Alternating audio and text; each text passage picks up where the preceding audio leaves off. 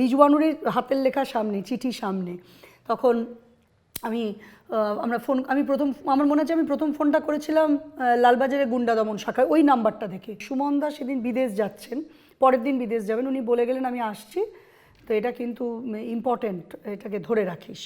পরের দিনও সকালবেলা কোনো খবরের কাগজে কোনো নিউজ নেই, কোনো চ্যানেলে নিউজ নেই।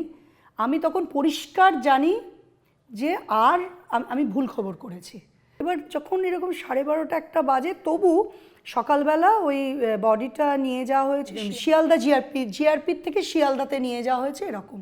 তারা নিউজের যিনি ওনার ছিলেন মিস্টার বাসু, রতিকান্ত বাসু, তিনি কোথাও একটা বাইরে মানে এয়ারপোর্টে যাবেন বা কোথাও একটা যাবেন, তিনি না পার্ক সার্কাসে গিয়ে তিনি আটকে গেছিলেন।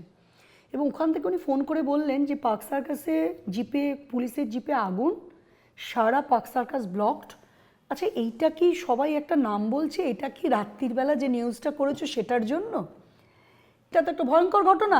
আমার কিন্তু ভেতরে একটা আনন্দ হলো যে তাহলে ওটা ক্লিক করেছে, ওটাই, ওই নিউজটাই। হ্যাঁ।